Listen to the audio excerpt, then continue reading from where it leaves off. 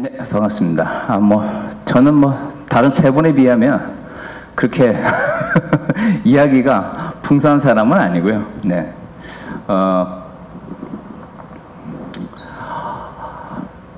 여러분들과 함께 이렇게 현대사회와 기독교 정치 윤리에 대해서 이야기를 나누게 돼서 기쁘게 생각합니다. 저는 예장합동측 교단 소속 목사입니다. 지금 또 이제 예장합동측 교단 소속이고요.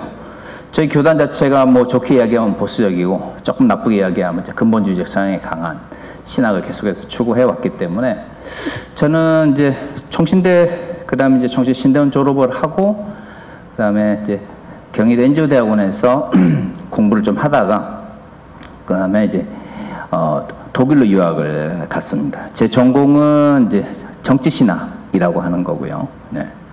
아마 정치신학이라고 하는 것이 많은 분들에게 익숙치 않으실 거라고 생각을 합니다. 정치신학을 한마디로 요약을 하면 두 개라고 생각할 수 있을 것 같아요. 정치적인 것에 대한 신학적 이해 혹은 신학적인 것에 대한 정치적 접근 이런 거라고 할 수 있죠. 한국 사회에서는 주로 이런 정치적인 것에 대한 신학적 이해를 이제 정치신학으로 많이 이해를 합니다만은, 제가 좀 안타깝게 생각하는 것은 뭐냐면, 그리스도인들은 모든 영역에 있어서 신학적인 혹은 신앙적인 측면에서 이해하고 받아들이기 위한 노력들이 반드시 필요합니다. 그것은 정치뿐만 아니고요. 정치라고 하는 것이 한국 사회에서 굉장히 독특할 뿐만 아니라 많은 부분 또 20세기 한국 사회에서 정치라고 하는 것은 왜곡되어 이해되어져 왔기 때문에 사람들이 거북해하는 것이지 경제에 대해서 어느 정도 우리가 이해를 가져야 되는 것처럼 정치에 대한 이해 역시도 그 신학적인 혹은 신앙적인 이해 역시도 반드시 필요한 것 중에 하나라고 볼 수가 있습니다. 사람들이 거기에 관심을 가지지 않기 때문에 과거 한국 사회에서는 정치적인 것에 대한 종교인들의 접근 자체가 왜곡되어 이해되는 경우가 많았습니다.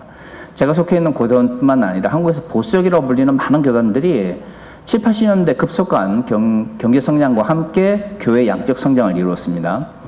문제는 이제 그 당시 한국 사회가 어떤 상황이었냐면 7, 80년대 군사 독재 기간이었다라는 거예요. 우리가 정말 20세기 들어서 가장 극단적인 것 같아요. 왜냐하면 그런 어떤 부흥, 어떤 양적 성장이라는 걸 경험하지 못했기 때문에 극단적인 형태의 양적 성장을 한국 교회가 이루어 왔습니다만은 바로 그런 극단적인 양적 성장을 이룰 때 한국 교회는 한국 사회에 긍정적 영향을 미치기보다는 부정적 영향을 많이 미치면서 성장을 해왔습니다. 그렇다면 이제 우리가 한번 좀 생각해 볼 필요가 있는 것이죠. 교회의 양적 성장이라고 하는 것이 그러면 사회적인 어떤 환경과 분리되어서 존재하는가? 종교적인 것과 정치적인 것은 분명히 구분이 됩니다. 하지만 구분이 된다고 해서 분리되어 있다라는 말은 아닙니다. 근데 과거 한국 교회를 보면 특히 보수적 교단일수록 외형적으로는 종교 분리를 외치면서도 실질적으로는 제가 속해 있는 교단뿐만 아니라 많은 교단들이 정치적으로는 군사 독재 세력과 결탁하는 가운데 성장을 해왔습니다. 문제는 그것을 인정하지 않는다는 데서 문제가 있는 거예요. 그러니까 하나님께서 우리에게 큰 은혜를 주셨어. 양적으로 아니면 교회가 성장했다라는 것 저는 부진하진 않습니다. 문제는 모든 성장 자체가 그러면 하나님께서 부어주신 은혜의 결과이냐 아니면 사람들이 본질을 망각한 상태에서 어떤 집착적으로 사람들을 모으고 교회 건물을 지었기 때문에 생긴 성장은 아니냐에 대해서 물어볼 필요가 있는데 그러기 위해서는 한국 사회는 단순히 그냥 과거의 어느 시점부터 어디까지 성장을 했다가 아니라 그 시점 속에서 한국 사회는 어떤 상황이었고 그런 상황 속에서 한국 교회는 어떤 모습을 가지고 있었는가에 대한 이해가 이제 반드시 필요한 것이죠. 문제는 그러한 것에 대해서 질문하지 않는 거예요. 왜냐하면 어느 누구도 봐서 7, 80년대 한국 사회의 모습 속에서 한국 교회가 긍정적인 모습을 보였다라고 생각하는 사람들이 많지 않기 때문입니다. 특히 양적으로 성장했던 교단들이나 아니면 주요 종단들이라고 하는 곳에서는 대부분 군사 독재와의 결탁 속에서 성장을 했기 때문에 21세기 지금 우리 속에서 과연 한국 사회에서 과거 정치적인 영역에서 그리스도인들은 어땠고 지금 우리는 어떤가라고 물어보기 위해서는 과거에 대한 분명한 분석 그리고 평가가 필요한데 과거에 대한 분명한 분석이 이루어지지 않고 있으니까 문제는 이제 21세기 현대 사회 속에서, 오늘 한국 사회 속에서 기독교는 어떤 윤리적 가치를 가지고 살아야 되는가. 특히 그 윤리적 가치 속에서 우리는 혼자 사는 존재가 아니잖아요. 그죠? 마태복음에 보면 예수께서 말씀하셨죠. 너희는 가서 아버지와 성령의 이름으로 세례를 주고 내가 너에게 분부한 모든 것을 가르쳐서 지키게 하는 게 목적입니다. 교회 존재 목적이라고 하는 것은 결국 세례를 주고 가르치고 지키게 하는 게 목적이죠. 문제는 많은 일이 지금까지 가라에 집중했었어요. 그래서 많이 보냈습니다. 문제는 가서 하는 게 뭔가요? 그렇죠. 예수의 가르침을 가르치는 겁니다. 자, 그러면 가르치는 목적은 뭘까요? 많은 지식을 외우고, 그 다음에 많은 우리 7, 80년대 우리 교육의 목표처럼 짧은 시간 내에 한 사람이 많은 정보를 외우고 있는 것이 과연 성경에서 말하고 있는 가르쳐서 지키고 세례를 주고 하는 것이 목적일까요? 그렇지 않습니다. 성경에서 말하고 있는 예수의 가르침 속에서 가야 하는 이유, 가르쳐야 하는 이유는 그렇게 지키도록 하기 위한 것, 즉 살아가도록 하기 위한 것입니다. 삶의 문제는 얼마나 많은 지식을 가지고 있느냐의 문제가 아니라 내가 그것을 얼마만큼 확신하면서 살아가고 있느냐의 문제인 것이죠. 그럼 우리는 어떤 공간 속에서 살아가고 있습니까? 형이사학적이면서 아름다운 그러한 천국과 같은 공간 속에서 살아가고 있나요? 그렇지 않죠. 우리가 살아가고 있는 이 땅 위에서, 즉 예수의 말씀을 가르치고 또 이 땅 위에 실천해야 되는 이 땅은 경제적이면서 사회적이면서 동시에 정치적인 공간입니다. 넓게 봐도 사적인 영역과 공적인 영역으로 나눠질 수 있을지 모르겠지만 어떻든 우리가 말씀을 지켜야 하는 공간은 바로 우리가 두 발을 딛고 있는 이 땅 위에인 것이죠. 그러면 어떻게 지킬 것인가의 문제를 정말로 진지하게 고민한다면 우리가 살아가고 있는 이 세상이 어떤 공간인가에 대한 이해부터 들어가야 하는 것이죠. 그런데 한국교회가 한참 성장할 때 보면 우리가 하나님 말씀대로 살아간다고 하는 것을 이야기할 때 대부분의 경우는 두 가지 공간에 제한되어서 이야기되었습니다. 첫 번째는 개인적인 공간입니다. 가정이나 친구들과의 관계성 속에서 항상 목사님들이 이야기했던 게 뭡니까? 착하게 잘해줘라는 거죠.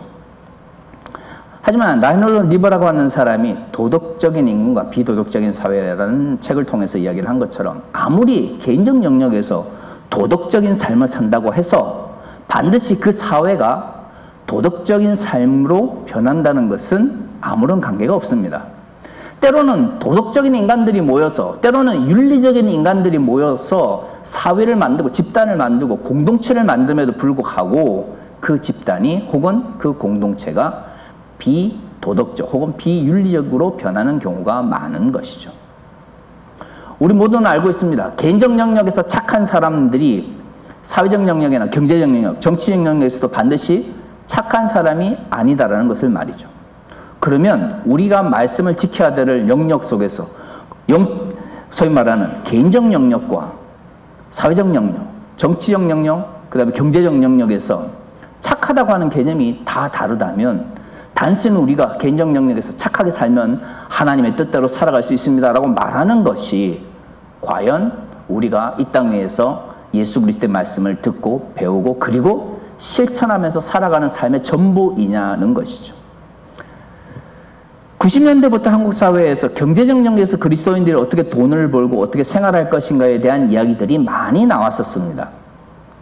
물론 그 가운데는 말도 안 되는 이야기들도 제 입장에서 볼 때는 말도 안 되는 이야기들도 많았습니다. 왜냐하면 한때 유행했던 용어 중에 청부론 이런 것들이 있었어요. 네. 어떻게 하면 깨끗한 부자가 될 것인가. 네. 깨끗하게 부자가 되면 좋죠. 왜냐하면 한국 사회에서 경제 성장하면서 부를 축적했던 많은 이들은 솔직히 좋지 못한 방식, 우리나라에서 재벌 치고 그죠? 불법을 저르지 않은 재벌이 없다는 거 우리 다 알고 있습니다. 한국 사회에서 정말로 큰 부, 조그만한 이런 부 말고요. 큰 부를 획득하기 위해서는 정치적 영역 속에서 힘을 얻어야 된다는 걸 누구나 알고 있습니다. 그죠? 그렇기 때문에 90년 들어서 한국 사회에서 민주화가 이루어지면서 경제적 영역에서 경제적 민주화가 이야기되어질 때 많은 그리스도인들이 자, 이제야말로 경제적 영역에서 정직하게 일하고 올바르게 일함으로써 부를 축적할 수 있는 사회적 환경을 만들어야 된다라는 이야기를 했던 것이죠. 저는 기본적으로 정직하게 일하고 열심히 일하며 그리고 최선을 다하여 일하는 이들이 그 대가를 받는 것이 옳다라고 생각을 합니다. 문제는 그러한 이야기가 되어지기 위해서는, 그리고 그렇게 얻어지는 부가 정직한 것 혹은 깨끗한 것, 아니 한국 사람들이 좋아하는 말로 성경적인 것이 되기 위해서는 그 부를 얻는 과정 속에서 모든 일이 동의할 수 있는 공정성이라든가 공평이라든가 평등의 가치가 그 경제적 영역 속에서 모든 이들에게 동의가 되어져야 합니다. 문제는 제도적 측면에서 우리가 살아가고 있는 한국 사회가 움직여져 가고 있는 이 경제적 영역이 과연 우리가 생각하는 것만큼 열심히 일해서 내가 부를 얻는 것만큼, 그리고 그 부는 깨끗하다라고 말할 수 있을 만큼 과연 평등한지 공평한지 그리고 공정한지에 대해서 물어보지 않고 개인적 영역에서 열심히 일하고 그 다음에 좋은 아이디어나 그 다음에 훌륭한 아이들을 통해서 사업을 해서 부를 축적하는 것이 깨끗하다라고 말할 정도로 과연 한국 교회가 한국의 경제적 영역에 대하여 얼마만큼 이해를 가지고 있었냐 하는 것이죠. 그런 측면에서 어떻게 보면 청부론이든 아니면 기독교적 경제윤리든 21세기에 정말로 한국 교회가 사회적 영역에서 기독교적 가치의 문제를 진지하게 고민을 하려면 차별이나 아니면 혐오와 같은 방식이 아니라 어떻게 하면 이 사회가 좀 더 건강하고 어떻게 하면 다른 사회 구성원들이 동의할 수 있는 평등과 공정과 공평의 가치를 이뤄낼 것인가를 고민해야 합니다. 저는 이런 경제적 영역에서의 그리스도인들의 삶의 가치의 문제가 정치적 영역에서도 마찬가지라고 생각하는 사람입니다. 왜냐하면 독일에서 정치신학이라고 하는 용어를 20세기적 의미로 처음 사용한 사람은 칼 슈미트라고 하는 사람입니다. 이 사람은 뭐 아시는 분은 아시겠지만 나치 시대에 독일의 독재론을 정당화해줬던, 나치 시대에는 엄청난 독일의 위대한 법학자로 추앙을 받았지만 전쟁이 끝나고 독일이 멸망하고 나서 다시금 그 신학의 그 철학의 가치가 바닥에 떨어졌던 사람입니다. 근데 이 사람이 이제 한참 이제 정치신학이라는 용어를 할 때는 근대적 의미의 독재를 정당화하기 위해서 정치신학이라는 의미를 사용했었습니다. 이 사람의 논리에 따르면 이런 거예요. 우리가 일반적으로 생각하는 정치제도라고 하는 것은 어느 날 갑자기 하늘에서 떨어졌거나 땅에서 솟아난 것이 아닙니다. 칼 슈미트가 볼 때 정치신학이라고 하는 용어가 중요한 이유는 근대로부터 지금까지 사람들이 존재하면서 사회를 만들고 국가를 만들고 그 다음에 정치제도를 만들고 왕을 만들고 이런 식으로 이 집단을 유지해 올 때 가장 중요한 것은 어떻게 그 시대 사람들이 신을 이해했느냐입니다.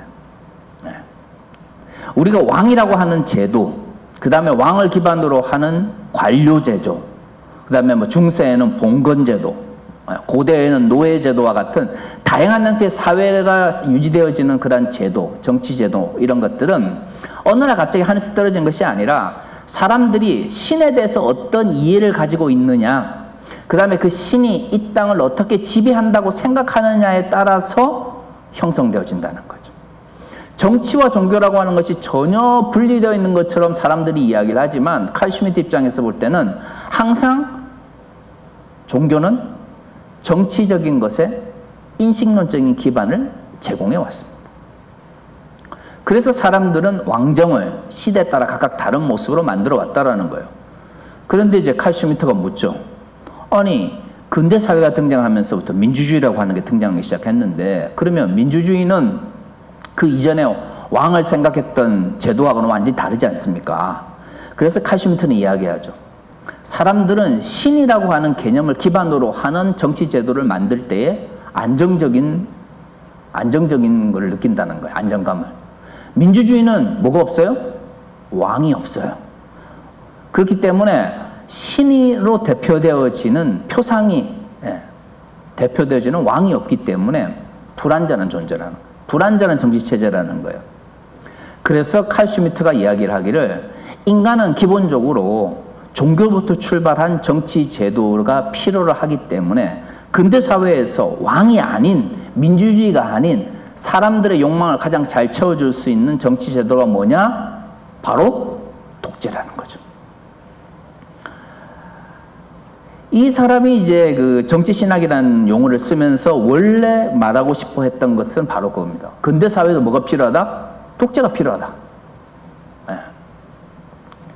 이 사람이 나중에 이제 나중에 후기에 쓴 책 중에 하나가 정치적인 것의 개념이라고 하는 책이 있는데, 여기서 이제 칼 슈미트가 정치가 뭐냐라고 물어볼 때, 정치란, 이전의 사람들, 자유주의자들은 정치는 공적인 것에 대한, 관심, 이런 거라고 이야기하고, 국가를 막스 베버처럼 국가를 운영하는 것에 대한, 이런 것들, 이렇게 이야기했지만, 칼 슈미트가 볼 때 정치란 결국 친구와 적을 구분할 수 있을 때 비로소 정치라고 하는 것은 생겨날 수 있다. 이렇게 이야기를 한 거예요. 문제는 이제 이 칼 슈미트의 이론이 근대적 의미의 독재론을 정당화해주는 이론으로 1920년대부터 독일 사회를 지배하기 시작했어요. 그리고 33년에 나치가 등장해서 정권을 잡고 34년에 소위 말하는 이제 획일화 정책이죠. 글라이샬퉁스폴리틱이라고 그래서 정당들 다 해산해버리고 오직 유일한 정당, 나치 정당만이 독일을 지배하는 독재론을 만들 때에 히틀러가 가장 적극적으로 참조했던 정치 이론 중에 하나가 바로 이 칼 슈미트의 이론이었어요. 그래서 나치가 있는 동안 칼 슈미트가 대접을 참 잘 받았습니다. 그러다가 이제 45년에 전쟁이 끝나고 칼 슈미트도 묻히는가 했었는데, 갑자기 80년대 말부터 미국을 중심으로 해가지고 칼 슈미트의 이론들이 막 인기를 얻기 시작해요. 왜냐하면 미국은 우리가 미국의 정치가 어쩌고저쩌고 이야기하지만, 미국 사람들 스스로에게 물어보면 미국 사람들이 가장 이상적으로 생각하는 정치는 뭐냐면 자유주의 정치 철학이에요. 토마스 홉스나 존 로크나 장자크 루스나 밀 같은 사람들, 이 자유주의 정치 철학의 공통점이 뭐냐면 정치란 뭐다? 공적인 것이다. 공적인 것에 대해서 이야기하는 거예요. 그리고 그 공적인 것을 이야기하는 목적은 뭐냐면 공적인 영역에서 공공의 선 혹은 공공성을 더 확장하기 위한 거란 거죠. 자유주의 정치 철학은 토마스 홉스부터, 리바이어던을 썼던 토마스 홉스 때부터 국가란 국민의 생명을 보존하고 공공선을 보존하고 공공성을 유지하는 것 같은 그런 공적인 것이 중요하다라는 것을 굉장히 강조해 왔었어요. 근데 이제 이게 80년대 미국 사회가 70년대 베트남 전쟁을 끝내고 80년대 이제 레이건이 들었었을 때 당장 미국 사람들이 힘들어지니까 레이건의 등장과 함께 아메리카 퍼스트, 우리부터 먹고 살자, 이렇게 된 거예요. 냉전의 말기예요. 그 이전까지는 어떻든 이런저런 하면 우리는 자유 진영이니까 같이 좀 먹고 살자라든가, 우리나라는 아니지만 오케이 민주주의를 지키려고 해, 그러면 동지야 이러면서 서로 끌어주고 이런 게 있었는데, 레이건의 등장과 함께 그 다음에 미국에서 신자유주의가 등장하면서부터 미국에서 가장 먼저 들고 일어나는 게 자유주의가 뭐고 끝나고 민주주의가 뭐 끝나서 일단 우리부터 먹고 살자는 거예요. 미국의 정치가 어떻든 이념적 측면에서는 자유주의 정치 철학을 이상적으로 생각해오고 공공성이 어떻고 공공선이 어떻고 이러면서 제2차 세계대전 이후 30년 넘는 시간 동안 전 세계의 정치를 지배해 왔는데 80년 들어가지고 갑자기 미국 사람들이 얼굴 싹 바꾸면서 우리부터 먹고 살아야겠다고 하니까, 문제는 그 이전에 정치에 대해서 이야기하던 자유주의 정치 철학이라고 하는 것이 새로운 정치적 환경에 맞지가 않는 거예요. 그러면서 미국 사회에서 진보적인 생각을 가진 이들 중에서 갑자기 그러면 자유주의 정치 철학이 아니라 새로운 정치적 담론을 만들어낼 수 있는 사람의 이론이 뭐가 있을까라고 찾다가 보니까 어디까지 가게 됐냐면 칼 슈미트까지 가게 되는 거예요. 그래서 이제 90년대부터 미국 사회에서 꽤 진보적이라고 하는 정치 철학자들이 칼 슈미트의 이론을 막 연구하기 시작했습니다. 그리고 90년대 이제 미국에서 공부하고 오신 분들이 2000년 초에 우리나라에 들어오면서 우리나라에서도 갑자기 칼 슈미트 연구가 막 일어나기 시작했죠. 물론 저도 이제 칼 슈미트를 이제 박사 논문 쓸 때 칼 슈미트 연구를 했기 때문에 지금도 꾸준히 연구를 합니다만은, 문제는 정치라고 하는 것은 어떤 관점 속에서 어떻게 접근하는가에 따라서 그 사람이 무엇을 주장했는보다도 더 뭐예요? 더 중요한 해석과 이해의 관점이 필요한 것이죠. 근데 문제는 이제 한국 교회는 정치적인 것은 종교적인 것과 아무런 상관관계가 없다라고 하면서 실질적으로는 가장 적극적으로 정치적 영역에 지원을 받아서 성장을 해왔다라는 거죠. 제가 정치신학과 기독교 정치윤리를 이야기하면 많은 분들이 그럼 도대체 그리스도인들은 정치적 영역에서 어떻게 해야 됩니까? 라고 말하면서 한편으로는 도대체 어떤 정치인을 지지하고 어떤 정당을 지지해야 되느냐라고 물어봐요. 아, 곤란하죠. 왜냐하면 어쨌든 전 목사인데 목사는 사람이 잘못 이야기하면 마치 내가 이야기하는 것이 뭐예요? 하나님이 뜻인 것처럼 왜곡되어 전파될 수 있는 가능성이 굉장히 높습니다. 왜냐하면 신학이라고 하는 것을 잘 생각해 보세요. 우리가 뭐 여러분들 저도 뭐 신학교에서 학생들을 가르치지만 신학을 이제 가르칠 때 신앙의 영역에서 신학의 영역으로 이제 전환되는 시점을 보통 2세기 초반 이렇게 생각해요. 2세기 초반, 2세기 중반. 이때가 어느 때냐면 교부 시대 중에서도 변증가들의 시대라고 합니다. 사도들의 제자들, 속사도들이 죽고 나서 속사들의 제자들이 이제 본격적으로 로마 제국에 흩어져서 복음을 전하기 시작하는데 이 사람들이 복음을 전하려고 하니까 어떤 문제가 생기냐면 그 전에는 속사도라고 불렸던 사람들, 즉 사도들의 제자들까지는 어느 문화에 익숙하냐면 유대적 문화라고 하는 걸 어느 정도 알고 있는 사람들인 거예요.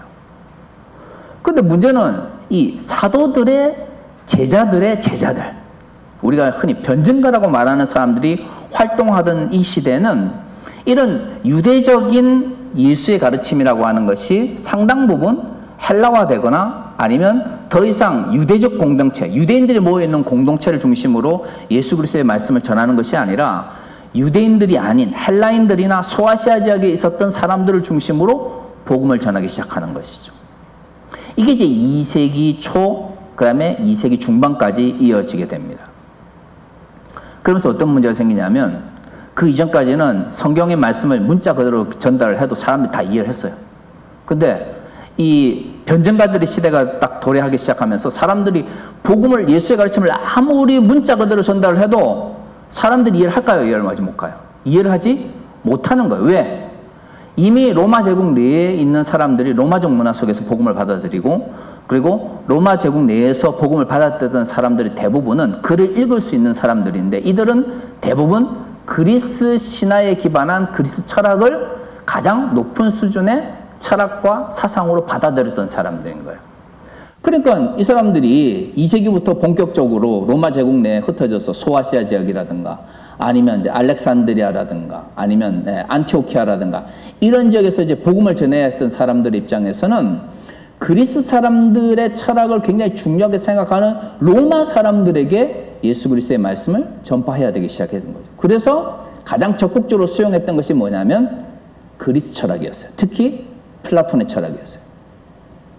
이 전통은 나중에 서방 신학의 기반을 놓는 아구티누스까지 이루어져서 아구티누스 같은 경우에는 신플라톤주의를 기반으로 기독교 체계, 기독교 신학을 정립하기 시작한 거예요. 우리가 지금 알고 있는 소위 말하는 서방 신학 체계라고 하는 것은 아구티누스가 신플라톤 체계 사상 위에서 기독교적 가치를 체계화시킨 것을 우리가 지금 서방 신학의 중요한 핵심으로 받아들이고 있는 거예요. 이게 당시의 주류적 흐름이었습니다. 이런 사람들, 즉 적극적으로 그리스 사람들의 생각을 받아들여서 로마 사람들에게 복음을 변증하려고 했던 사람들에 의해서 소위 말하는 기독교 초기 신학이 발전하게 되고 교부 신학이라고 하는 게 시작이 되어지는데 이러한 것에 반대하는 사람들이 당시로서는 비주류라고 불려지는 지역에서 나타나기 시작한 거예요. 카르타고나 이런 지역에서. 제일 유명한 사람이 토툴리안이라고 하는, 테르툴리아누스라고 하는 사람. 예루살렘과 아테네가 무슨 상관관계가 있느냐. 대부분 그 목사님들이 세상의 학문은 아무런 의미가 없습니다. 교회에 왔으면 성경 말씀만 잘 배우세요. 이렇게 이야기하신단 말이에요.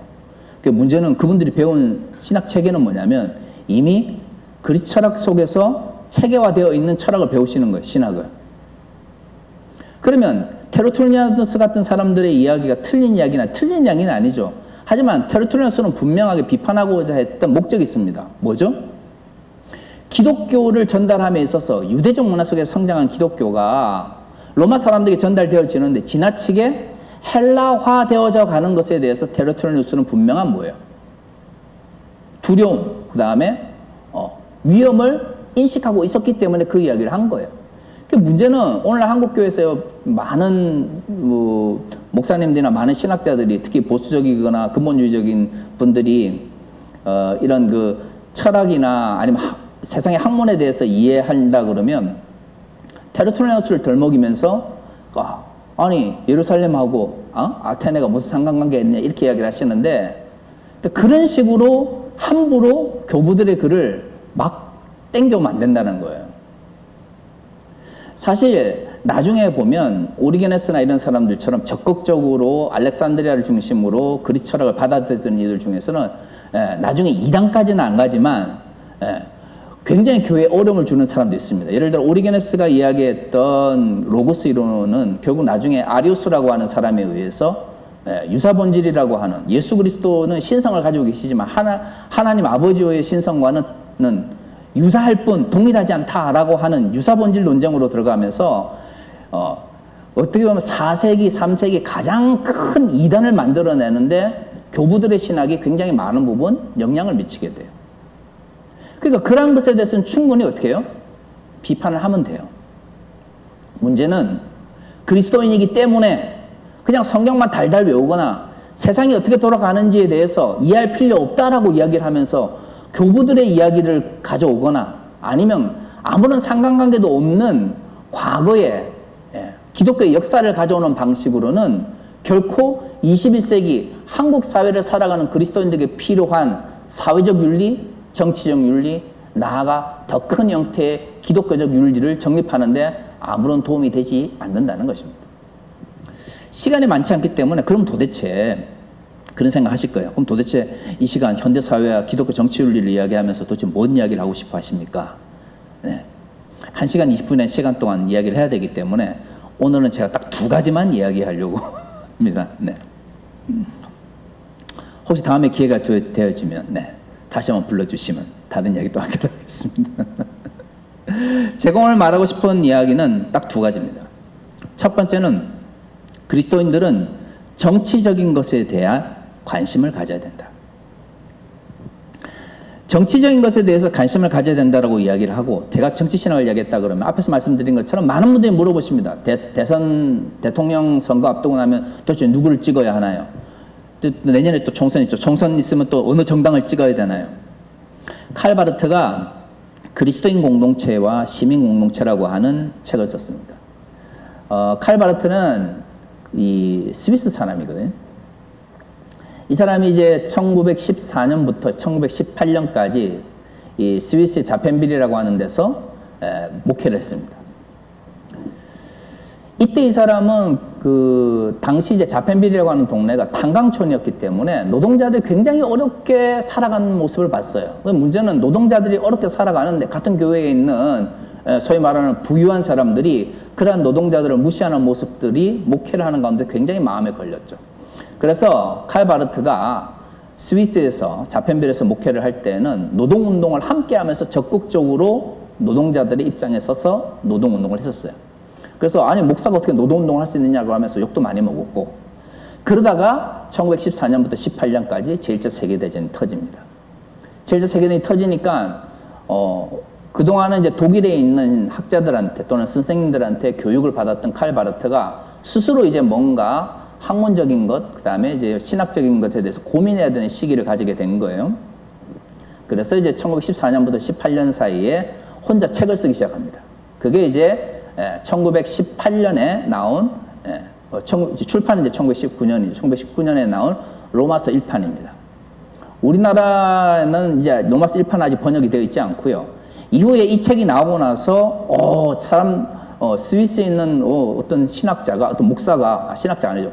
칼 바르트는 죽을 때까지 박사학위를 딴 적이 없습니다. 목사로서 논문을 쓰세요. 개인적으로 이런 천재를 별로 안 좋아해요. 저희 같은 사람들은 막 10년씩 이렇게 공부를 해도 막 이런데 이런 사람들 앉아가지고 진지하게 막 글 쓰고 바르트는 죽을 때까지 박사학위를 쓰거나 아니면 교수 임용 논문 같은 걸 써본 적이 없거든요. 그래도 세계적인 신학자로 다 살았어요. 아주 싫어요. 그런 사람들 싫은데. 그래서 이제 이 책을 쓰고 나서 이 책이 독일에 소개가 되면서 와, 대단한 책이 출간되었다라는 이야기 때문에 그 책 때문에 이제 칼 바르트가 자펜벨에 있다가 괴팅겐의 대학으로 오게 됩니다. 책 한 권 때문에. 당시에는 박사학위가 없지만 이 책이 너무 좋기 때문에 이 책을 우리가 박사학위, 그래서 칼 바르트는 죽을 때까지 명예 박사학위를 가지고 살아갔었습니다. 괴팅겐 대학에서 준 명예 박사학위를. 그래서 이제 명예 박사학위를 받아서 괴팅겐 대학에서 이제 가르치는 가운데서 1921년에 이 원래 썼던 책을 수정을 해가지고 제2판, 로마서 2판을 냈는데 이게 우리가 알고 있는, 우리나라에도 지금 번역이 되어 있는 로마서 강해, 칼 바르트의 로마서 강해가 바로 이 책입니다. 이 책이 쓰여지고 나서 얼마 있지 않아서 부교수로 있던 칼 바르트를 독일 본대학에서 정교수로 불러요. 근데 이제 독일은 전통적으로 그 박사 논문뿐만 아니라 하빌리타치온이라고 그래서 교수 임용 논문을 써야 되거든요. 근데 이제 박사학위도 없는 사람, 명예 박사학위 있는 사람을 데려다가 이제 교수를 시키려고 하니까, 그래서 이제 본대학에서 당신이 하빌리타치온에 상응하는 책을 하나 내거나 연구 논문을 발표를 하면 우리가 이걸 인정을 해줘서 교수로 임명해 줄게. 그래서 본대학으로 와서 이 사람이 이제 안셀무스라고 하는 사람에 대한 연구를 이제 진행하게 됩니다. 그래서 본대학에서 막 잘 공부를 하고, 잘 강의를 하고, 잘 가르치고 있는데, 갑자기 32년에 교회교역 책을 내자마자 얼마 안 있어서 나치가 정권을 잡게 되는 거예요. 그리고 나서 2년 있다가 칼 바르트는 쫓겨서 바젤로 쫓겨가게 됩니다. 바르트가 전쟁 끝날 때까지 정말 나치에 대해서 얼마나 정말 도끼를 부먹겠어요. 모든 걸 버리고 스위스에서 독일로 왔는데 자신이 나치에 협력하지 않는다는 것 때문에 쫓겨서 돌아갔단 말이에요. 그런데 전쟁이 끝나자마자 칼 바르트가 본 대학에 다시 임시로 게스트 프로페서로 와서 논문을 하나 써서 남겨놓는 것이 바로 그리스도인 공동체, 시민 공동체입니다. 여기서 칼 바르트가 전쟁 기간 동안 하고 싶었던 모든 정치적 이야기를 다 쏟아내요. 이 책은 딱 두 가지로 요약을 해볼 수 있습니다. 첫 번째, 20세기 그리스도인들은 어떤 정치 체제를 추구해야 된다? 민주주의를 추구해야 된다. 두 번째, 그러면 민주주의를 지키기 위해서는 도대체 어떤 정치적 지향성을 가져야 되는가? 우리나라는 민주주의 그러면 지금까지 하나밖에 해본 적이 없잖아요. 자유주의 정치 철학의 영향을 받은 미국의 영향을 받아서 민주주의를 했기 때문에 우리는 이제 자유주의 정치 철학에 기반한 민주주의, 자유민주주의가 민주주의의 전부다라고 생각하지만 민주주의는 굉장히 다양한 형태의 제도입니다. 그래서 자본주의적인 형태의 민주주의도 있지만 독일이나 북극 이런 동구권 같은 데 가면 사회주의적 기반 위에서 형성된 민주주의도 있어요. 그러니까 민주주의는 굉장히 다양한 측면이 있는데 그 민주주의에 대해서 기본적으로 교회는 민주주의를 지키기 위해서 노력해야 된다라고 하는 전제 조건 위에서 그러면 도대체 어떤 방향으로 나가야 되느냐라고 말할 때 바르트가 말하기를 교회는 절대로 정당을 만들거나 아니면 교회 스스로가 정권을 잡아서 이 땅 위에 신정 정치를 이루려고 해서는 안 된다라는 거예요. 그러면 도대체 아니 그리스도인들이 지금 정당을 만드는 것도 아니고 그렇다고 권력을 잡아가지고 뭔가 신정 정치를 이 땅에 이루려고 하는 것도 아닌데 그러면 어떻게 그리스도인들은 정치 영향력 속에서 활동할 수 있느냐라고 말할 때 칼 바르트가 뭐라고 이야기하냐면 그리스도인들은 정치 영향력에서 무명성을 가져야 된다라는 거예요. 내가 그리스도인이기 때문에 내가 기독교적 정치를 하는 게 아니라는 거예요. 기독교적 정치라고 하는 것은 기독교적 가치에 맞는 정치를 하는 사람들을 일컫는 것이지 그리스도인이기 때문에 기독교적 정치를 하는 게 아니라는 거예요. 사실 우리나라 입장에서는 항상 그렇죠. 뭐 장로 대통령, 집사 국회의원 그게 바로 민주주의가 충분히 발전하지 못한 그리고 종교가 정치에 대해 충분히 이해하지 못한 상태에서 이루어지고 있는 굉장히 얄팍한 논리인 거예요. 바르트는 그리스도인들은 정치 영역에서 결코 자신이 그리스도인임을 드러내서는 안 된다라고, 자신이 그리스도인이기 때문에 기독교적 정치를 하는 거나 기독교인들이 모여서 정당을 만들기 때문에 그것이 곧 기독교 정당이 될 수 없다라고 했어요. 그래서 정치적 영역에서의 무명성이라고 하는 용어를 굉장히 중요하게 생각했습니다. 그러면서 바르트가 이야기하는 것은, 그러면 도대체 그리스도인들은 그럼 신학자들이 정치적 영역에 대해서 어떤 이야기를 해야 됩니까? 특정한 사람을 대통령을 만들거나 그런 것은 이미 나치 시대에 우리가 경험했잖아요. 독일이 33년에 나치가 투표를 통해서 히틀러가 권력을 잡지만 1930년대부터 에카데라고 물론 이제 그때는 에카데가 없었죠. 독일 교회 연합회 내에서, 루터 교회 내에서 적극적으로 히틀러를 지지하려고 했던 사람들이 등장하게 됩니다. 독일 그리스도인 운동이라고 해서, 디 도이체 크리스티엔 베베궁이라고 해서 독일 그리스도인 운동이라고 하는 사람들이 모이게 되는데, 이 사람들은 히틀러를 보면서 독일의 다윗이라고 그러면서 막 열공했었어요. 그러면서 적극적으로 히틀러를 총통으로 만들기 위해서 노력했던 사람들입니다. 당시 독일의 1930년대 분위기를 보면 대다수의 루터파 교회 사람들은 침묵하고, 그 다음에 루터파 내에서 영향력이 있는 사람들은 독일 그리스도인 운동을 통해서 나치를 지지하면서, 솔직히 독일의 나치의 지배에 있어서 루터파 교회는 굉장한 마음 부분 책임을 가지고 있습니다. 왜 독일 사람들이 지금도 디트리 보네포 목사에 대해서 열광하냐면, 그 당시에 많은 이들은 다 침묵했어요. 대부분의 사람들은 침묵하고요, 그 중에 영향력이 있는 사람들은 독일 그리스도인 운동하면서 히틀러를 총통으로 만들었고, 정말로 소수의 사람들만이, 보네퍼라든가 칼 바르트와 같은 이들만이 치열하게 싸우거나 쫓겨가거나 죽거나 했기 때문에 지금도 보네퍼에 대해서 존경하는 일이 많은 거예요.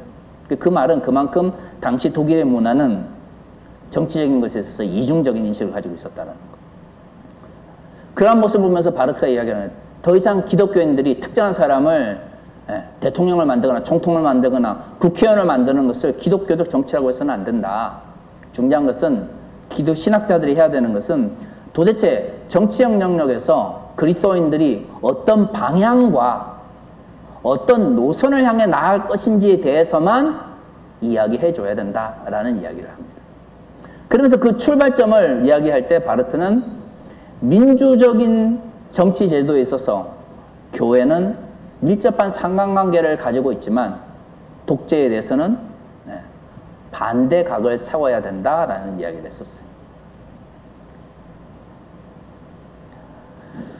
우리보다 민주주의를 거의 100년 먼저 한 나라도 20세기 들어서 독재와 나치즘과 같은 극단적인 형태의 정치 체제를 경험했습니다. 우리는 87년 체제 이후 우리나라에서 이제 한 50년 민주주의 했죠. 네. 그나마도 그 이전까지는 교회가 정치를 어떻게 바라볼 건가에 대해서 말하지 말라고 해놓고 실질적으로는 다 독재에 협력했었습니다. 문제는 그렇게 침묵하거나 외형적으로는 종교 분리를 외쳤던 그 과정 속에서 교회가 정말로 건강하게 자신의 가치를 지키면서 본질을 유지해 왔다면, 솔직히 저는 이 21세기에 여러분들에게 이렇게 말할 거예요. 우리가 과거에 그래 왔던 것처럼 교회는 정치에 대하여 관심을 가질 필요가 없습니다.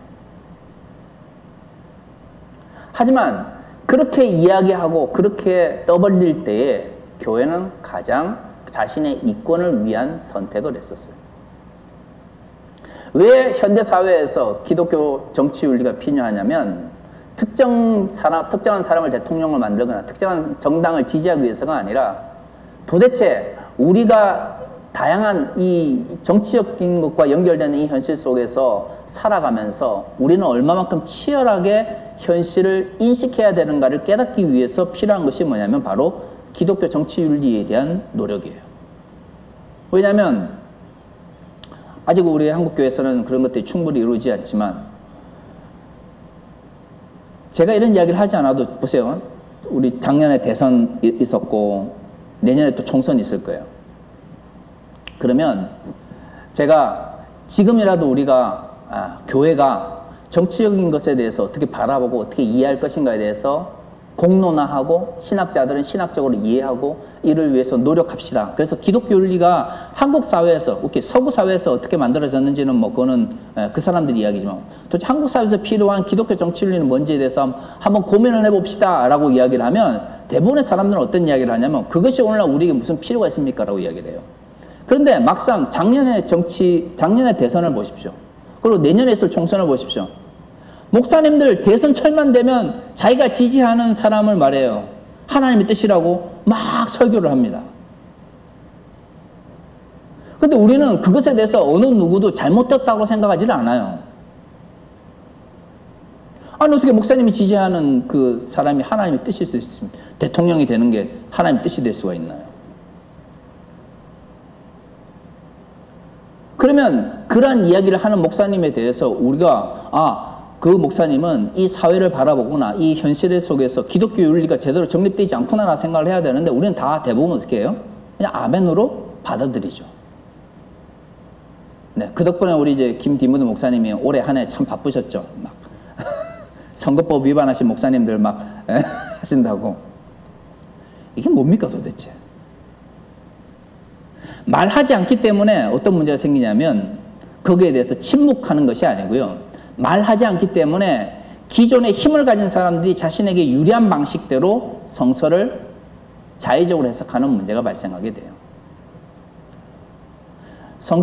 제가 이제 정치 해석학 전공인데 해석학 이론에서 제일 이제 중요한 것 중에 하나가 뭐냐면 내가 해석하려고 하는 텍스트, 내가 해석하려고 하는 어떤 대상에 대해서 해석하기 전에 나는 그 대상에 대하여 편견을 가지고 있지 않는지 스스로를 돌아보는 겁니다.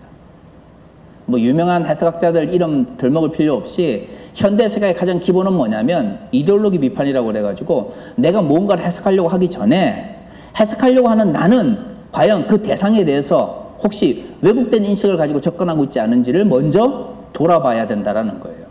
왜냐하면 나는 객관적이다라고 아무리 이야기를 해도 내가 특정한 대상에 대해서 편견을 가지고 바라보면 세상은 다 어떻게 보인다고요? 그 편견 속에 보이기 때문이죠. 그래서 내 자신을 성찰하는 것뿐만 아니라 내가 가지고 있는 현실에 대한 인식이 올바른지에 대해서 어떻게 해야 돼요? 주변 사람들 혹은 공론장이라고 하는 걸 통해서 돌아볼 필요가 있는 거예요. 자, 어떤 텍스트를 이해할 때도 그렇고요.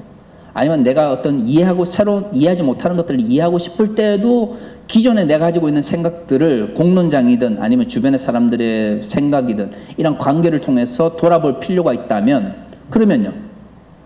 우리가 세상을 이해하고 또는 우리가 가장 우리의 현실 속에서 이익의 문제와 이해관계의 문제와 밀접하게 연결되어 있는 정치적인 것에 대해서 바라보는 관점 자체는 어떨까요? 굉장히 많은 부분 정치적인 것에 대한 이해는 우리의 이해관계나 이익과 연결되어 있습니다. 그렇기 때문에 우리가 정치적인 것과 우리의 이해관계가 정치적인 것과 우리의 이익과 서로 상관관계를 가지고 있다라는 생각을 못하게 되면 기본적으로 사람들은 어떤 관점 속에서 정치적인 것을 해석하려고 할까요? 나에게 이익이 되는 방식대로 해석하려고 하죠. 문제는 여기서 끝나면 좋은데 사람들이 자꾸 거기에 우리는 그리스도인들이기 때문에 하나님의 뜻을 자꾸 묻거든요. 나의 이익에 따라서 결정을 하고 내가 볼 때 나에게 유익한 방식으로 결정을 했는데 결국에 그것이 무엇이기를 바라냐면 하나님의 뜻이기를 바라는 순간 어떻게 되냐면 나와 생각이 다른 사람들은 어떻게 될까요? 악한 것이 되어버려요. 왜? 칼 슈미트의 정치신학 이후에 68혁명이 터지고 70년대부터 독일 사회에서 새로운 형태의 정치신학이 등장하기 시작했습니다. 뭐 위르겐 몰트만이나 도로트 줄레나 아니면 메츠와 같은 가톨릭 신학자들 이런 사람들이 신정치 신학이라고 그래가지고 새로운 정치 신학이 필요하다라는 이야기를 하면서 70년대부터 정치 신학 운동을 시작하기 시작했어요. 이 사람들이 말했던 것은 뭐냐면 기독교가 세상을 바라볼 때에 우리가 기독교가 바라보는 세상은 그냥 상점 속에 있는 장난감 공간이 아니라는 거예요. 형이삭적 공간이 아니라는 거예요. 우리가 바라보는 세상은 경제적으로 구성되어 있고 우리가 바라보는 세상은 사회적인 요인들에 의해서 구성되어 있고 우리가 바라보는 세상은 정치적 요인들로 구성되어 있는데 문제는 우리가 그 세상 속에서 살아가고 있다는 거죠. 그래서 경제적 측면에서는 정치적 측면에서는 사회적 측면에서는 우리의 이해관계와 우리의 이익과 연결되어 있을 수밖에 없는데 거기에 자꾸 하나님의 뜻을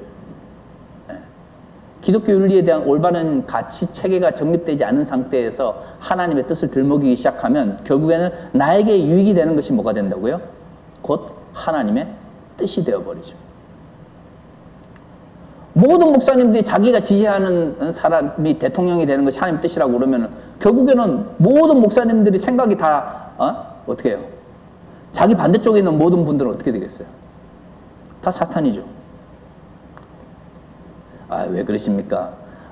저는 하나님의 뜻대로 살아간다고 생각해도 상대를 그렇게 바라보지 않아요. 뭐 그렇게 생각하시는 분도 있다면 모르겠지만 대부분의 경우는 종교적인 것이 정치적인 것에 종속이 되거나 아니면 우리의 종교적 성찰이 사회나 아니면 정치적인 것을 충분히 꿰뚫어 보지 못하면 우리의 이익 속에서 모든 것들을 바라보게 되어 있습니다. 그렇기 때문에 제가 말씀드리고 싶은 것은 이제 한국교회가 다시금 과거의 잘못들을 반복하지 않기 위해서는 현대사회에 필요한 기독교 정치 윤리를 정립을 해야 되는데요. 그 출발점은 뭐냐면 이제 기독교적인 것과 정치적인 것이 상관관계가 없다라고 하는 분리되었다라고 하는 왜곡된 인식을 버려야 된다는 것이죠. 혹자는 그런 이야기 하실 겁니다. 정치적인 것과 종교적인 것이 분명히 다르지 않습니까? 예, 맞습니다. 두 개는 다릅니다. 두 개는 구분되죠. 어떻게 정치적인 것과 종교적인 것이 하나가 될 수 있습니까? 그러나 두 개가 구분된다고 해서 두 개가 분리되어 있지는 않습니다. 한국의 보수적 교단들, 한국의 근본주의적 교단들이 가지고 있는 가장 큰 문제가 바로 그거예요. 종교적인 것과 정치적인 것이 구분된다고 해서 이걸 자꾸 분리시켜서 서로 상호작용을 하지 않는 것처럼 이야기해버리는 순간 우리는 더 이상 기독교 윤리라는 것, 기독교의 그러니까 정치 윤리에 기독교라고 하는 걸 붙일 필요가 없는 것이죠. 그러면 생각해 봅시다. 경제적인 것에도 기독교라는 걸 붙일 필요도 없고 사회적인 것에도 기독교라는 걸 붙일 필요가 없다면 그러면 결국 우리가 말하는 기독교적이라고 하는 것은 이 교회나 아니면 여러분들이 생활하는 가정 안에서만 유용한 것이겠죠. 그럼 어떻게 복음을 전합니까? 우리가 어떻게 말씀을 실천합니까? 우리가 살아가는 공간 자체가 그러면 교회에서만 하나님의 말씀을 전하나요? 이웃을 사랑해야 되는데 이웃이라고 해봐야 결국엔 주일에 예배드리에 나오는 이웃이 전부 다인데 우리의 정말 이웃, 우리의 도움을 필요한 이웃, 우리가 돕지 않으면 죽음으로 내몰 수밖에 없는 이웃들은 교회 밖에 있잖아요. 어쩌면 그래서 한국교회가 기독교적 가치라고 하는 것을 지금까지 개인적 영역 아니면 이런 건물로서의 교회를 제한시켰는지도 모릅니다. 왜냐하면 이 넘어가는 이 교회 밖에 일어나는 모든 일들은 결국 뭘 필요로 하냐면 기독교적이라고 하는 용어가 붙은 윤리가 필요로 하거든. 하다못해 내가 누군가를 돕기 위해서 돈을 낼 때도 경제윤리가 필요하겠죠. 그 돈이 만약 누군가의 피눈물을 흘리게 하여 얻은 돈이라면 그 돈으로 누군가를 돕는다고 할 때 주께서 그것을 받으실 것인가에 대해서 우리는 물어볼 수 있어야 됩니다. 너무나 간단한 문제지만 거기에 뭐가 들어갑니까? 경제윤리가 들어가는 것이죠. 도대체 그리스도인들은 돈을 어떻게 버는 것이 옳은가? 만인제사장설, 그 다음에 직업소명서를 기반으로 하는 개신교잖아요. 우리가 가톨릭이 아니잖아요. 우리가 가톨릭 같으면 제가 뭐 굳이 여기 오는 날 서가지고 여러분들한테 그리스도인 기독교적 경제윤리 필요 없습니다 이렇게 말할 수 있겠지만 우리는 개신교인들입니다. 적어도 우리는 세속과 성직이 구분되어 있지 않고 우리가 말하는 세속직 속에서 하나님께서 우리에게 주신 소명이 있다고 믿는 사람들이에요. 그걸 제대로 안 가르쳐서 문제인 거죠. 어쨌든 개신교는 그런 기반 위에서 있습니다. 그렇다면 결국 우리가 누군가를 돕기 위해서 돈을 낸다라고 할 때 그 돈은 도대체 어떻게 벌어야 하나님께서 받으시는 건지에 대해서 물어볼 수 있어야 된다는 거죠. 문제는 우리는 지금까지 물어보지 않고 헌금 많이 하고 많이 도움은 된다라고 이야기를 했지 거기에 굳이 기독교적 경제윤리를 이야기하지 않았어요. 그래서 그 덕분에 어떻게 됐죠? 그리스도인들이 돈을 많이 벌고 교회는 풍요로웠을지 모르겠지만 그리스도인들 중에 부자가 된 많은 이들은 믿지 않는 사람들과 똑같이 잘못된 사회적 구조나 경제 구조 속에서 이익을 보고 다른 믿지 않는 자들보다 더 가지지 못한 사람들을 억압하거나 피눈물을 흘리면서 부를 축적했던 수없이 많은 재벌 그리스도인들, 그리스도인 기업인들을 우리가 직면하게 된 것입니다. 그러면 경제적 영역도 그렇다면 정치적 영역은 어떻습니까? 장로, 대통령, 집사, 국회의원이라고 하는 명문 아래에서 어떤 것이 정말로 그리스도인의 입장에서 볼 때 올바른 기독교적 정치윤리인지를 물어보지 않은 우리의 현실 속에서 어느 순간 우리는 정치적인 것과 종교적인 것은 상관없다라고 하는, 분리되어 있다라고 하는 왜곡된 인식 속에서 우리가 점점 정치적인 것에 종교가 종속되어지거나 아니면 종교가 정치화되어가는 경향을 경험하게 되는 것이죠. 태극기 부대가 등장했을 때 깜짝 놀랐습니다. 왜냐하면 그러한 모습들이 1920년대, 30년대 독일 사회에 일어났던 독일 그리스도인 운동의 모습과 굉장히 비슷했기 때문에 저 독일에 있을 때 제 지도교사한테 그랬습니다. 제가 여기에 관심이 있어서 연구를 하지만 저는 한국 사회는 독일 사회와는 좀 다를 거라고 생각합니다. 라고 이야기했었어요. 그리고 제가 이제 한국 들어온 지 이제 8년 됐거든요. 들어와가지고 3년 만에 내가 한국 사회를 잘못 이해하고 있었구나 라는 걸 깨달았어요. 중요한 것은 민주주의가 어떻게 이 땅 위에서 자리를 잡을 수 있도록 하기 위하여 과연 기독교는 뭘 할 수 있느냐는 거죠. 그래서 기독교는 기본적으로 독재의 반대각을 그리고 민주주의 체제에 대해서 상호작용을 할 수 있는 방법을 찾아야 됩니다.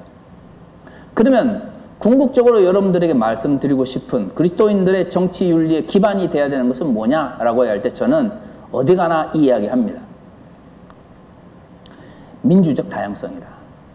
도대체 어떤 것이 기독교적 어떤 것이 21세기적인 기독교적 정치 윤리의 방향성, 칼바르타 이야기했던 어떤 것이 방향과 노선입니까? 라고 이야기할 때 저는 21세기적인 한국 사회에 필요한 가장 중요한 기독교적 정치 담론에 있어서 중요한 것은 민주적 다양성이다 라고 이야기를 합니다. 왜 민주적이 붙어야 되냐면 다양성이라고 하는 것은 굉장히 다양한 형태로 요구될 수 있어요. 지금 우리가 지금 이야기하고 있는 것은 뭐죠? 정치적 영역에 대한 이야기입니다.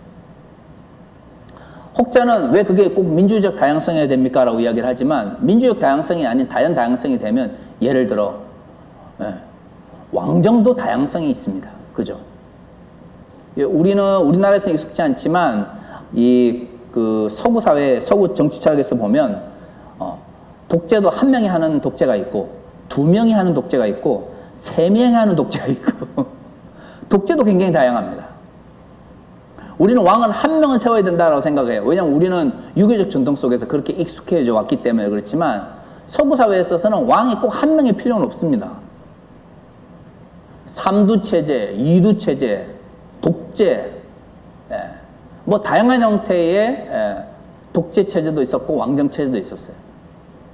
지금 21세기에 과연 한국교회가 지금 무슨 다시금 과거처럼 독재를 이야기한다면 과연 그 한국교회가 정치적 영역에서 긍정적 영향을 미칠 수 있겠습니까? 민주적 다양성이어야 합니다. 그러면 민주적 다양성이라고 하는 것은 어떻게 확장되어지나요? 라고 했을 때 결국에는 서로의 다름에 대하여 긍정할 수 있는 사회적 분위기를 만들어가는 것이죠. 그런 측면에서 지금 한국 사회에서 또는 한국교회에서 가장 지금 걱정되고 있는 현대 윤리적 측면에서 가장 걱정되는 것이 바로 혐오와 차별에 기반한 정치가 특히 2000년대 들어서 한국 사회에서 너무나 쉽게 받아들여지고 있고 또 그 최전선에 한국 교회가 자리를 잡고 있다고 하는 것입니다. 왜냐하면 혐오와 차별은 기본적으로 나와 다른 사람에 대한 억압을 전제로 하고 있기 때문이죠. 민주주의에서 다름이라고 하는 것은 민주주의가 유지하는 가장 중요한 부분입니다. 물론 그 다름은 평등이라고 하는 가치에 의해서 주어져야 되죠. 다르기 때문에 한 사람은 표를 2개, 한 사람은 표를 3개 받는다면 말이 안 되죠. 그 다름이 곧 평등과 연결되어 있을 때 우리는 민주주의 체제라고 하는 걸 이야기합니다. 그러나 그보다 더 중요한 것은 뭐냐면 그 다름을 인정할 수 있는 성숙한 시민의식이 있어야 돼요. 많은 분들이 한국 사회 문제나 한국 정치의 문제, 그 다음에 한국 교회의 이런 극우화 이런 문제를 이야기하면 도대체 어떻게 해야 될지 모르겠습니다라고 이야기를 하는데, 사실 엄밀히 말하면 아무도 그것에 대해서 모르는 것이 저는 당연하다고 생각을 해요. 토마스 홉스의 리바이어든이 나오면서 시민계급이 등장하기 시작한 게 영국의 소위 말하는 근대사회의 출발점입니다. 거의 200년 됐습니다. 유럽에서 가장 민주사회의 그 민주정치가 짧은 나라가 어디냐면 독일이에요. 우리는 독일을 그러면 독일 뭐 이렇게 하지만, 독일은 비스마르크가 등장하기 이전까지는 지금 우리가 생각하는 독일이란 존재하지 않았습니다. 그러면 독일 땅이라고, 그쵸, 독일 땅은 존재했죠. 근데 지금 바이에른 쪽은 합스부르크 왕가라고 그래가지고 오스트리아 합스부르크 왕가의 일부분으로 편입되어 있었고요. 북쪽, 지금 베를린 쪽은 프로이센이라고 그래가지고 그 이전에 북쪽 지역이었어요. 저는 이제 본 대학에서 공부를 했는데, 제가 있었던 본 지역, 노드른 베스팔렌 쪽은 위쪽은 벨기에하고 네덜란드 영향을 받았고요. 밑쪽은 프랑스의 지배를 받았어요.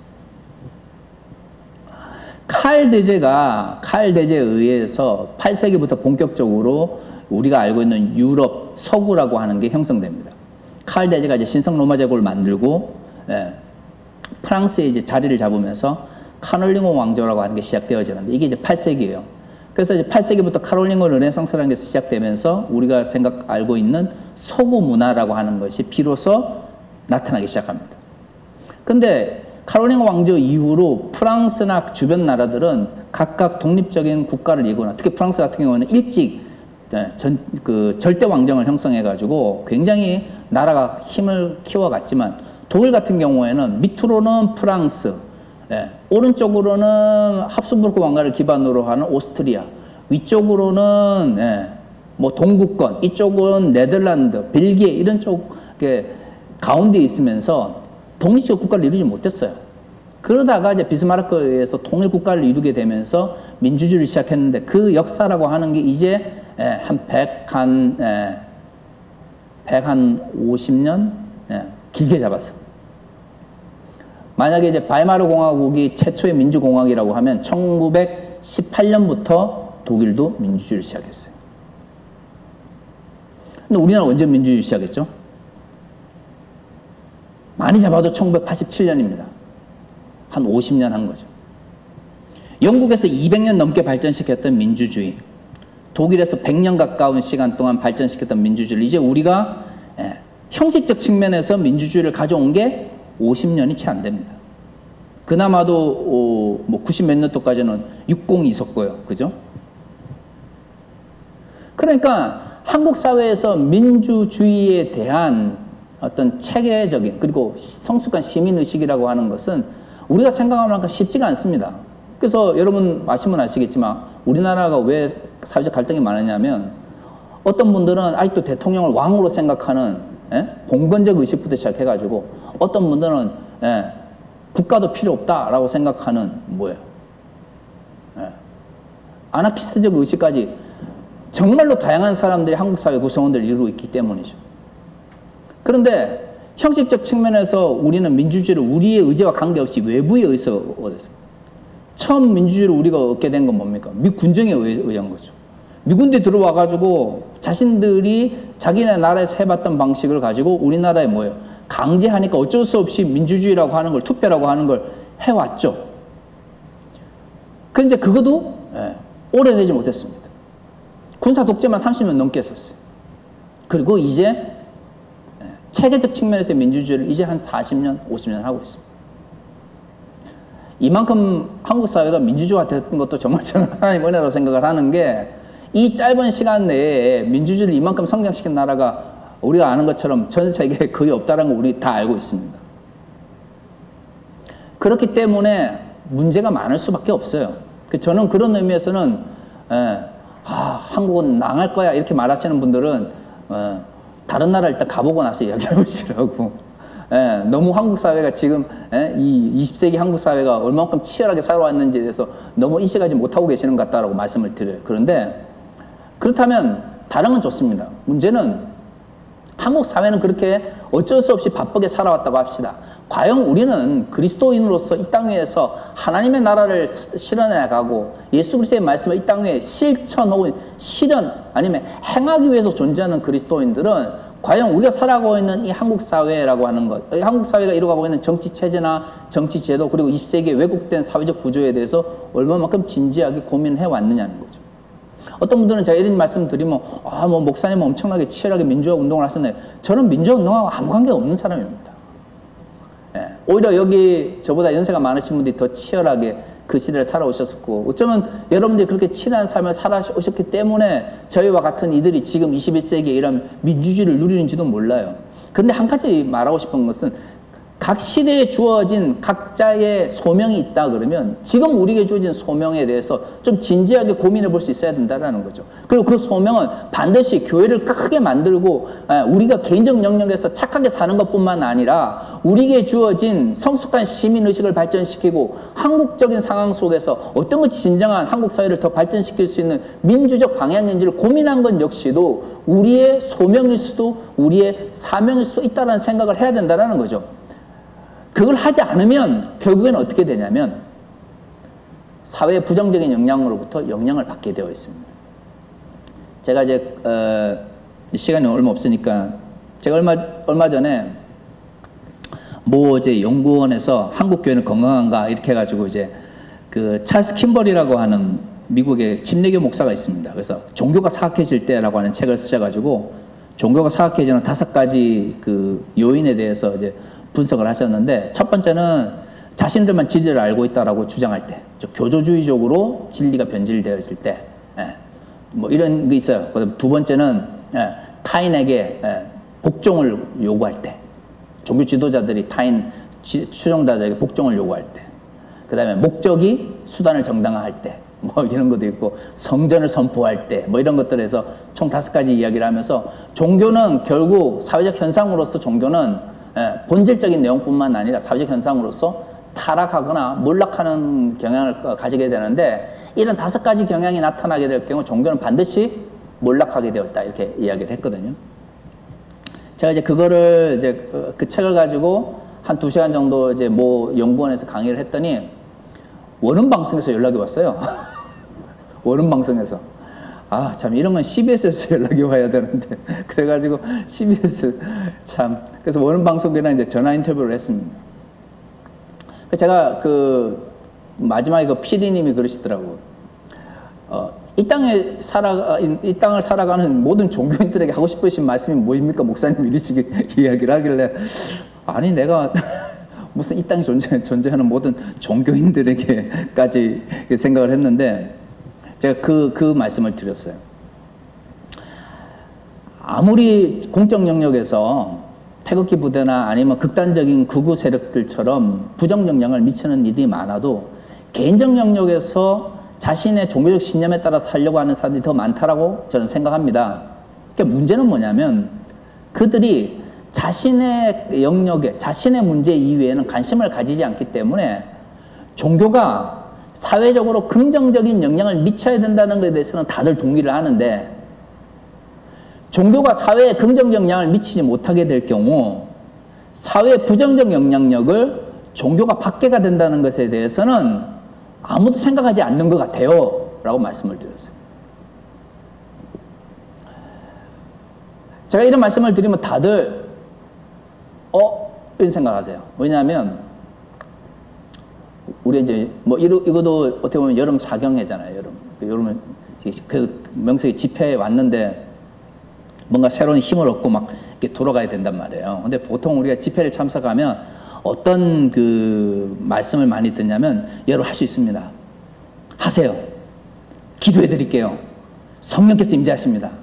그럼 이제 막 집회를 참석하고 나면 어떤 뜨거운 마음이 생기냐면 이제 내가 세상을 나아가서 이 땅 위에 막 예수를 믿지 않는 모든 인간들 다 불러다가 다 그냥 막 할 것 같은 열정을 넘쳐서 돌아간단 말이에요. 물론 좋은 좋은 의도로 그런 말씀을 하시고 또 그런 어떤 마음이 생기는 거 굉장히 좋은 거라고 생각을 하는데요. 제가 항상 이제 종교사회학을 공부하는 사람 입장에서 항상 아쉬운 게 뭐냐면 지금까지 한국 교회는 교회가 사회를 향해서 긍정 영향을 미치는 것에 대해서 굉장히 이야기를 많이 하셨는데 사실 한국 교회는 한국 교회 이렇게 역사를 살펴보면 한국 교회가 정치적 영역이든 공적 영역에 긍정적 영향을 미쳐가지고 사회를 변화시킨 모습들은 솔직히 19세기 말 20세기 초에 조금 이제 보여요. 그리고는 이제 소위 말하는 3.1운동 이후 일제의 억압을 받고 나서부터는 기독교의 사회적 영향이 약해집니다. 왜냐하면 독립운동을 하려고 했던 사람들이 다 만주로 가거나 블라디비스토로 쫓겨가기 때문에 국내에서는 그런 힘들이 약해져요. 그리고 나서부터는 어디에 영향을 받게 되냐면 일제의 지배에 교회의 영향을 받게 된단 말이에요. 그게 대표적인 게 신사참배라든가 이런 거죠. 근데 항상 교회가 지금까지 교회사를 살펴보거나 아니면 뭐 비교정과학이든 종교사회학을 이야기를 하면 교회가 어떻게 하면 사회에 긍정 영향을 미치는지는 굉장히 자연스럽게 이야기하세요. 문제는 사회로부터 교회가 부정적 영향을 받는다는 것에 대해서는 아무도 이야기를 안 해요. 군사 독재 시대에 형성되었던 개발 이데올로기가 우리에게 끊임없이 경제적 성장과 경제적 부라고 하는 것이 우리에게 마치 영원한 행복을 안겨다 줄 것처럼 우리를 호도했죠. 과연 그러한 사회적 분위기 속에서 한국 교회는 하나님 나라의 가치가 자본의 가치나 돈의 가치보다 더 중요하다고 외쳐왔나요? 그렇지 않거든요. 그런 사회적 분위기 속에서 한국 교회 역시도 번영신학이라는 이름으로 받아들여서 적극적으로 교회 나와서 예수 잘 믿으면 복 받고 교회 봉사 열심히 하면 자녀들 잘 되고 병든 사람들은 치유 집회 가가지고 기적을 경험해야 된다라고 이야기를 했었습니다. 그게 과연 교회 스스로가 만들어내었던 하나님 나라의 가치 속에서 만들어내었던 교회적 운동이었을까요? 절대 그렇지 않습니다. 개발 독재가 만들어내었던 개발 이데올로기를 교회가 제대로 받아들이지 못했기 때문에 제대로 그것을 하나님 나라의 가치로서 제대로 그것을 이겨내지 못했기 때문에 만들어진 거예요. 미국식의 번영신학이라고 하는 게 개발 독재와 형성되면서 형성된 게 한국의 번영신학인 거죠. 그런데 우리는 그것에 대해서 이야기하지 않습니다. 과거에 어쩔 수 없었지라고 이야기하지만 아직도 우리 한국교회 내에서 그러한 잘못된 사회적 가치가 한국교회를 지배하고 있는지에 대해서 물어보지 않아요. 그러면 제가 말씀드리고 싶은 것은 지금 한국교회가 21세기에 필요한 한국사회에 필요한 기독교 정치윤리가 뭔지를 고민하지 않으면 결국엔 어떻게 되냐면 지금까지 그래왔던 것처럼 이 사회 사람들이 막 광풍으로 정치적인 어떤 변화가 이끌어가면 교회도 어떤 기준이나 가치의 문제가 아니라 나의 이익과 나의 취향에 따라서 그것이 곧 하나님의 뜻이다라고 포장하는 방식으로 변질되어 간다는 거죠. 그래서 지금 필요한 것이 뭐냐면 과연 우리는 정치적인 것에 대해서 어떻게 바라봐야 될 것인가에 대하여 교회 내에서든 집단 내에서든 아니면 작은 모임 내에서든 공론을 만들어가는 과정이 필요한 것이죠. 그러기 위해서 필요한 것이 성서 속에는 과연 정치적인 것이 없는 것이에 대해서 물어봐야 된다는 거예요.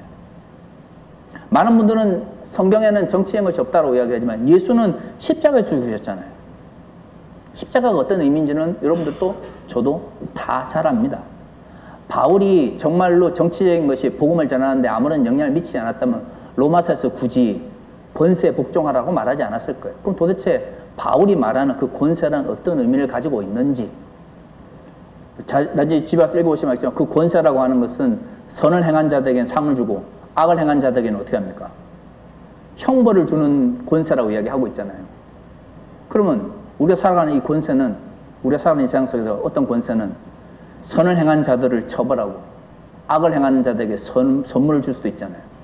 그러면 그런 권세는 과연 하나님이 세우신 권세인지 물어봐야 될 거 아니에요. 칼바르트가 로마서 1판에서 그 이야기를 합니다. 하나님께서 세우신 권세는 선을 행하는 자에게 선물을 악을 행하는 자에게 형벌을 내리는 권세다라고 이야기를 해요.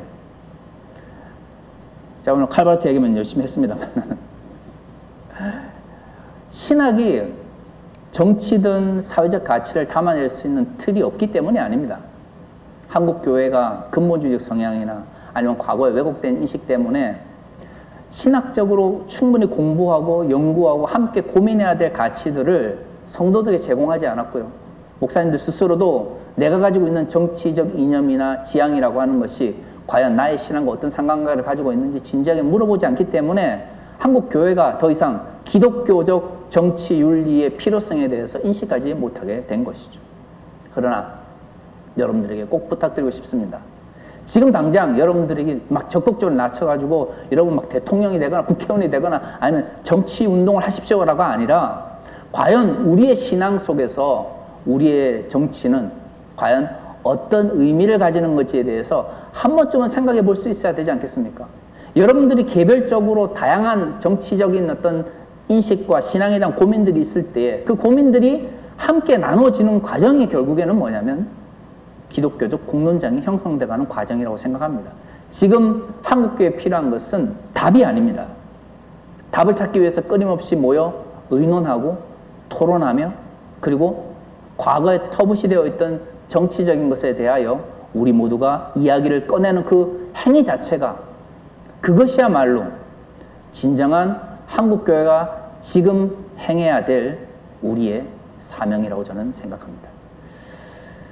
감사드리고요. 네. 남은 기간 또 남은 시간 동안 또 좋은 이야기들을 통해서 여러분들이 또한 21세기 여러분들에게 주어진 하나님의 사명을 잘 감당하실 수 있는 시간이 되셨으면 좋겠습니다. 네, 감사합니다.